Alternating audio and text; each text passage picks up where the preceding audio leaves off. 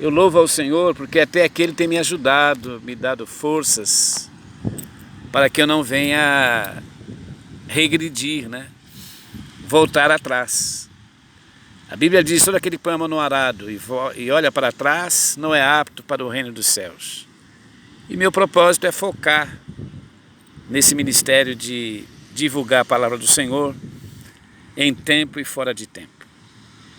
Porque o diabo, ele rouba, mata, destrói em todo o tempo. Está aí a violência, os crimes, a depravação, corrupção. E cabe a nós, servos de Deus, propagar esse evangelho. Como diz Paulo: como ouvirão se não há quem pregue? E como pregarão se não forem enviados? Então quem nos envia é o Senhor. Lembra que ele disse: não fostes vós que me escolhestes a mim, mas eu vos escolhi a vós, e vos nomeei para que vades e deis fruto, e o vosso fruto permaneça. Esse é meu grande objetivo, produzir cada dia mais frutos, porque o nosso trabalho no Senhor não é vão. Eu louvo a Deus porque Ele tem me dado disposição para propagar a sua palavra. Então essa foi a primeira pergunta que o amado irmão Humberto Haroldo me fez. A segunda: se eu já fui discriminado por pregar o evangelho nesses lugares. Se eu já fui menosprezado. Isto é óbvio que sim. Já fui preso 5 vezes. Já levei bofetadas, cusparadas. Já fui injuriado muitas vezes. E louvo a Deus porque nada disso me desestimulou. Pelo contrário, quanto mais afrontas, mais o Senhor nos motiva a pregar sua palavra. Porque operando Deus, quem impedirá? A gente sabe que isso é uma estratégia de Satanás para te intimidar e você desistir. Mas nós não desistiremos. Iremos até o fim. Porque a palavra do Senhor diz: o justo viverá pela fé. E se ele recuar, a minha alma não tem nele prazer. Seria uma desgraça, uma tragédia, o servo do Senhor recuar. Deus não vai ter prazer nele. Mas eu quero avançar, como todos nós devemos ter esse mesmo propósito. Avançar. Subir a escalada cada vez mais da fé. Porque essa obra não é do homem. Essa guerra é do Senhor. Nós somos apenas seus servos. E o servo tem que fazer apenas o dever de casa. Obedecer o ide do Senhor.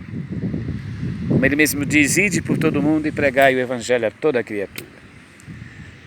Louvado seja o nome do Senhor, que o evangelho é o poder de Deus para a salvação de todo aquele que crê.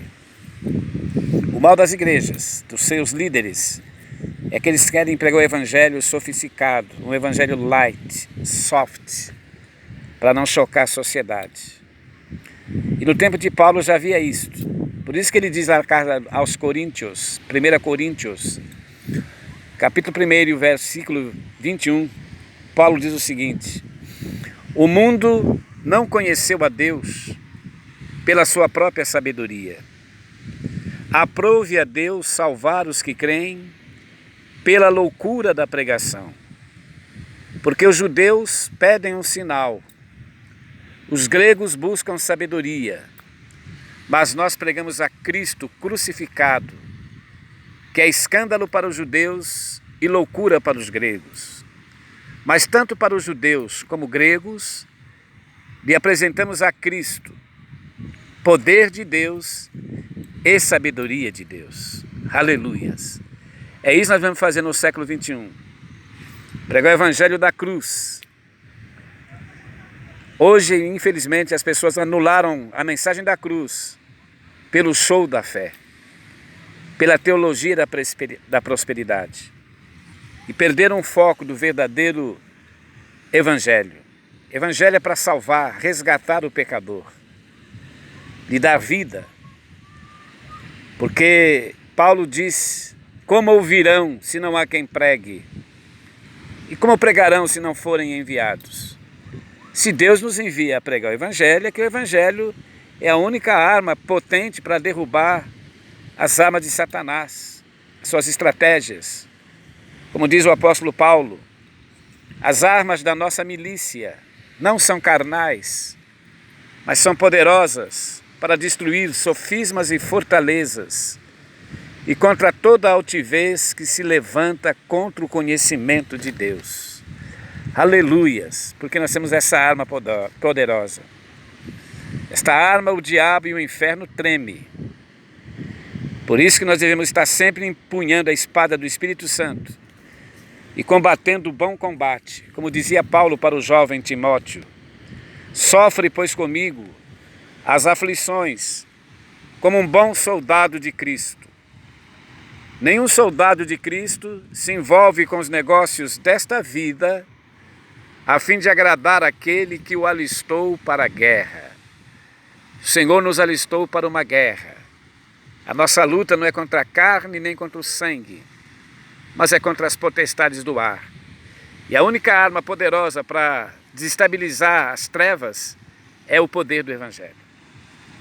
E o diabo, sabendo disso, lá na segunda carta de Paulo aos Coríntios, capítulo 4, versículo 13, está escrito: ainda que o nosso Evangelho está encoberto, para os que perecem está encoberto, nos quais o Deus desse século, que é Satanás, cegou o entendimento dos incrédulos, para que não lhes resplandeça a luz do Evangelho, que é a imagem e glória de Deus. Está aí, querido, a estratégia de Satanás, cegando a mente humana, para que esse Evangelho, que esta luz não se propague. E a igreja está se acovardando, a maioria da igreja está recuando. E Jesus disse que as portas do inferno não prevalecerão contra a sua igreja, mas uma igreja que está na luta, que está no bom combate, a igreja que está acomodada, a igreja que fica só querendo receber bênçãos e não abençoa, não dá de graça aquilo que recebeu, como é que pode ser abençoada? Jesus disse: de graça recebestes e de graças dai. Nós temos que dar aquilo que o Senhor nos concedeu também. A Bíblia diz que Deus quer que todos os homens se salvem e que venham ao conhecimento da verdade. Nós temos que ter esse propósito, levar esse conhecimento. O Senhor Jesus diz: vós errais por não conhecerdes as Escrituras e nem o poder de Deus. E se a humanidade não conhece as Escrituras, é culpa dos líderes que foram imbuídos de pregar o Evangelho, a verdade plena, mas só que hoje eles inverteram o Evangelho real para o Evangelho da prosperidade, para o show business. Lamentavelmente, nós estamos vivendo esse clima. A outra pergunta que o nosso amado irmão evangelista Humberto Haroldo me faz: já fui discriminado por pregar o Evangelho? Sim. Quase todos os dias, quando você abre a boca para pregar a palavra de Deus, você é discriminado. Vão olhar para você como se você fosse um fanático ou um desequilibrado mental. Já fui preso algumas vezes, total foram 5 vezes nesses 45 anos de ministério. Mas eu louvo a Deus que o Senhor me livrou de todas. Fiquei apenas na delegacia prestando depoimento. Mas como eles viram que eu não tinha nada de crime, eu fui liberado. Porque fui denunciado injustamente pelos filhos das trevas. E se os apóstolos, como Paulo, Tiago, Pedro, eram presos, agredidos, por que nós não podemos sofrer um pouquinho de afronta? Só que a afronta deles era terrível. A nossa é refresco, como eu falo sempre. Mas nós não sofremos nada em vista daqueles homens do passado. E a terceira pergunta é se as igrejas na Europa, porque eu tenho viajado por alguns países, foram 15 países da Europa, como as igrejas estão se portando hoje no campo missionário, se estão avivadas, se estão buscando avivamento. Querido, eu vou responder: a igreja está morrendo, está no esfriamento, não no avivamento. Digo isso porque eu tive experiências próprias. Muitas igrejas na Inglaterra, que é do berço dos grandes evangelistas, como John Wesley, Charles Spurgeon e tantos outros, a igreja está fechando as suas portas para abrir museus e bares. Esta é a verdade. Também estive na Suécia e vi ali com os meus olhos, os irmãos me relataram que a igreja na Suécia também está fechando as suas portas. Querem shows, espetáculos, mas o evangelho da cruz, o evangelho de Jesus, para eles não é interessante. Ora, se no tempo de Jeremias, há mais de 2.700 anos atrás, Jeremias capítulo 6 e o versículo 10 está escrito: a quem falarei e testemunharei para que se ouça? Eis que a palavra do Senhor é para eles coisa vergonhosa e não gostam dela. Palavra do Senhor, Jeremias capítulo 6 e o verso 10. Se naquela época da idade da pedra, aquela geração do profeta já tinha vergonha da palavra e não gostavam dela, imagine os dias atuais. Hoje as pessoas gostam de ouvir Cláudio Duarte, que faz piadas, denigre a imagem do nosso Senhor Jesus Cristo. Eles vão às gargalhadas com as patifarias que esse herege faz nas igrejas. E ele é bem aceito.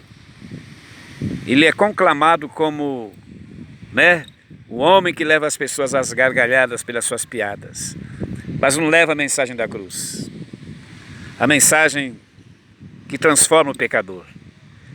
Lamentavelmente estamos vivendo esse clima. O clima da igreja de Laodiceia, que não era quente nem fria, mas era morna. E por ser morna, Jesus disse: vomitar-te-ei da minha boca. E é isso que vai acontecer com muitas igrejas. Muitos líderes não vão permanecer no Senhor, porque não são fiéis. Jesus disse: aquele que me ama, guarda a minha palavra. E quem guardar a minha palavra, o meu Pai o honrará. E viremos para ele e faremos nele morada. Evangelho de João, capítulo 14, o verso 20 em diante, está escrito: e quando o Espírito Santo está em você e te move, você não é mais você. Você não faz mais a sua vontade. Aí você vai dizer como o apóstolo Paulo: eu não vivo mais, mas Cristo é que vive em mim. Glórias a Deus por isso, porque é o Senhor que opera tanto querer como efetuar, segundo a sua boa vontade. Nós não fazemos nada, fazemos apenas um dever e uma obrigação de propagar as boas novas. O apóstolo Paulo, sabendo dessa realidade, Paulo disse: eu plantei, Apolo regou, mas é Deus que dá o crescimento. Porque nem o que planta é alguma coisa, nem o que rega, mas sim Deus que dá o crescimento. Esta é a verdade. Deus abençoe. São estas as perguntas que eu estou respondendo o questionário do amado irmão Humberto Haroldo. E as minhas considerações finais é esta: vamos orar, clamar ao Senhor e à luta, porque o nosso trabalho no Senhor não é vão. Jesus diz: orai para o Senhor da seara, para que envie trabalhadores à sua seara, porque grande é a seara, mas são poucos os ceifeiros. Que devemos orar, pedir mais obreiros nesta obra, mais homens de fé, porque é impossível agradar a Deus sem fé. E só vai fazer esse trabalho aqueles que realmente têm a fé, que o nosso trabalho no Senhor não é vão. Paulo disse: se esperarmos em Cristo só nesta vida, somos os mais miseráveis de todos os homens. Então aquele que tem fé, ele não espera em Cristo nesta vida, de comes e bebes, de estabilidade econômica, não. Paulo dizia: eu sei em quem eu tenho crido, e sei que Ele é fiel para guardar o meu depósito até aquele dia. Que Deus nos abençoe. Um forte abraço, missionário Souza. Um forte abraço a toda a igreja aí representada e a paz do Senhor. Amém e amém.